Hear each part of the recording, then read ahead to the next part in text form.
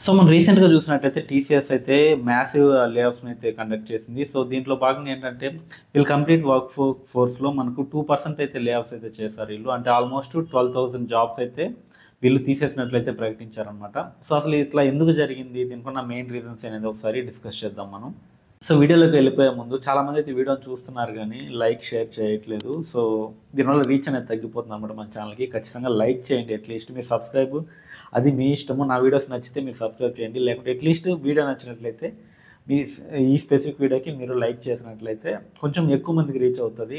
ఎంతో కొంత యూజ్ అవుతదనమాట మన సబ్స్క్రైబర్స్‌కి. సో, మనం టీసీఎస్‌లో చూసుకున్నట్లయితే మెయిన్‌గా వీళ్ళు టోటల్ ఎంప్లాయీస్ వచ్చినట్టు మనకు ఆల్మోస్ట్ 6,00,000 ప్లస్ అయితే ఉన్నారు. సో, దీంట్లో ఒక 2% అంటే మనకు 12,000 ప్లస్ ఎంప్లాయీస్ అయితే వీళ్ళు లే ఆఫ్ అయితే చేయడం జరిగింది. సో, ఈ ఎంప్లాయీస్ మెయిన్‌గా చూసుకున్నట్లయితే మనకు ఈ మిడిల్ మేనేజ్మెంట్ ఉంటుంది కదా! అంటే మేనేజర్ లెవెలు ఎవరైతే టెక్నికల్‌గా స్ట్రాంగ్‌గా లేరో అదేవిధంగా ఎక్కువ సాలరీస్ డ్రా చేస్తూ వాళ్ళ వల్ల అంత ఏమంటారంటే ఇప్పుడు ఎవ్రీథింగ్ మనకు బిల్లింగ్ మీద ఆధారపడి ఉంటది. సో, వీళ్ళ ఇచ్చే సాలరీకి వీళ్ళు బిల్లింగ్‌కి సరిపోతుందా లేదా అని మ్యాచ్ చేసుకుంటారనమాట. సో, వీళ్ళు క్లయింట్‌కి వర్క్ చేస్తూ టెక్నికల్‌గా వీళ్ళు అడ్వాంటేజ్ ఉన్నారంటే వాళ్ళు కొంచెం సేఫ్ జోన్‌లో ఉంటారు. సో, ఈ మిడిల్ మేనేజ్మెంట్ ఏంటంటే మేనేజర్స్ ఇప్పుడేందంటే ఆల్మోస్ట్ ఎవ్రీథింగ్ ఏఐ అనేది కంట్రోల్ చేస్తుంది. Even client communication everything AI ద్వారా అయితే జరిగిపోతుందనమాట. సో, దీనికి వల్ల ఏంటంటే ఈ మిడిల్ మేనేజ్మెంట్ అంతగా ఎఫెక్టివ్‌గా అనిపించలేదు టీసీఎస్‌కి. So, that is the one of the reason. So, అందువల్ల వీళ్ళేందంటే ఎక్కువ కాన్సంట్రేట్ చేసింది.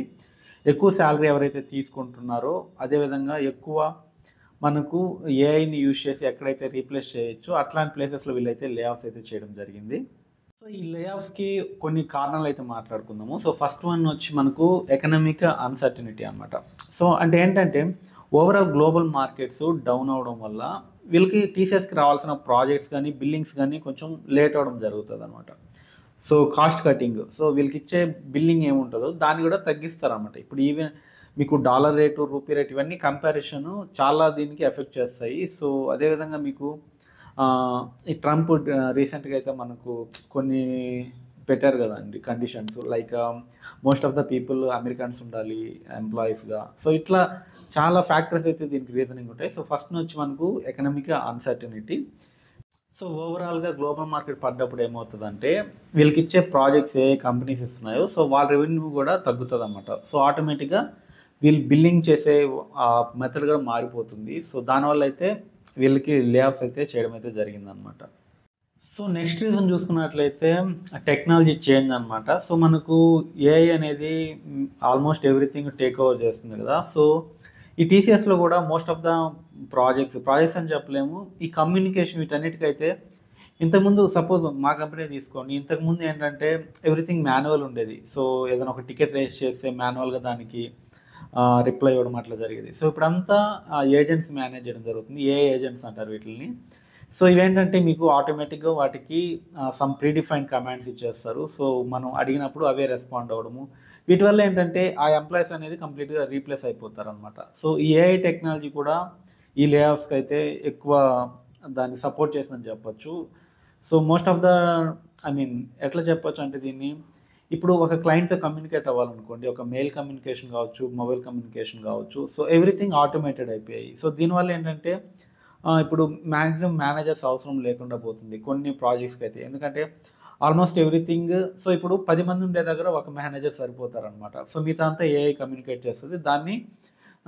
దాన్ని జస్ట్ మానిటర్ చేయడానికి ఒక పర్సన్ ఉంటే సరిపోతుందనమాట. సో, ఇట్లా అనేది మీకు వర్క్ ఫోర్స్ అనేది తగ్గడానికైతే ఇదొక మెయిన్ రీజన్‌గా చెప్పొచ్చు మనం. సో, దీనివల్ల ఏంటంటే వీళ్ళు ఈ వర్క్ ఫోర్స్ తగ్గించడానికి డైరెక్ట్‌గా వాళ్ళు హార్డ్‌గా వెళ్లి ఎంప్లాయ్‌ని అయితే పీకేయలేరు గదా! సో, దీనివల్ల ఏమవుతదంటే వీళ్ళు కొన్ని టాక్టిక్స్ అయితే ఫాలో అవుతారనమాట. లైక్ ఇప్పుడు మీకు బెంచ్ పాలిసీ ఉంటది.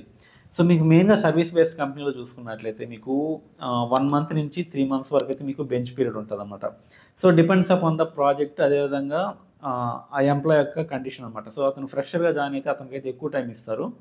ఒకవేళ అతను లేటరల్‌గానైతే సపోజ్ అతను ఎక్స్‌పీరియన్స్‌డ్ పర్సన్ ఆల్రెడీ ప్రీవియస్ ప్రాజెక్ట్స్‌లో వర్క్ చేసినట్లయితే అతనికి బెంచ్ పీరియడ్ అనేది చాలా చాలా తక్కువ ఉంటదనమాట. సో, ఈ బెంచ్ పీరియడ్‌ని టీసీఎస్ రీసెంట్‌గా 35 డేస్‌కి తగ్గించేసింది. ఇంతకుముందు బెంచ్‌లో ఉన్నా గానీ పెద్ద ఫరక్ పడకపోయేది. సో, వస్తదిలే ప్రాజెక్ట్ చేస్తారులని. So, most of my friends కూడా ఆల్మోస్ట్ 4, 5 మంత్స్ బెంచ్‌లో ఉండి కూడా వాళ్ళు ప్రాజెక్ట్ తెచ్చుకున్నోళ్ళున్నారు. సో, ఇప్పుడైతే కంప్లీట్ కథ అయితే మారిపోబోతుంది. సో ఈ బెంచ్ పాలసీ అనేది వీళ్ళు కంప్లీట్గా అయితే రెడ్యూస్ చేయడం జరిగింది. సో ఆల్మోస్ట్ 35 డేస్ కంటే మీరు ఎక్కువ బెంచ్లో ఉంటే మీరు ఖచ్చితంగా మీ జాబ్ అయితే రిస్క్లో ఉన్నట్టే. సో మీకు డైరెక్ట్ హెచ్ఆర్ కాల్ చేసి అయితే మీకు కనెక్ట్ అవ్వడం అయితే జరుగుతుందన్నమాట. సో నా సజెషన్ ఏంటంటే మ్యాక్సిమం ఒక ప్రాజెక్ట్‌లో ఉండడానికి ట్రై చేయండి. సో మీరు ఏదో ఒక టైంలో ఏదో ఒక విధంగా బిల్లింగ్‌లో అయితే ఉండండి. ఒకవేళ మీరు ప్రాజెక్ట్ నుండి బయటొచ్చినా గానీ సో టెక్నాలజీస్‌ని మీరు ప్రాజెక్ట్‌లో ఉంటూనే ఖాళీ టైంలో మీరు స్కిల్ అప్ చేసుకుంటూ ఉండండి. మిమ్మల్ని మీరు ఈ కొత్త కొత్త ఏఐ టెక్నాలజీస్ కావచ్చు, మెషిన్ లెర్నింగ్ కావచ్చు.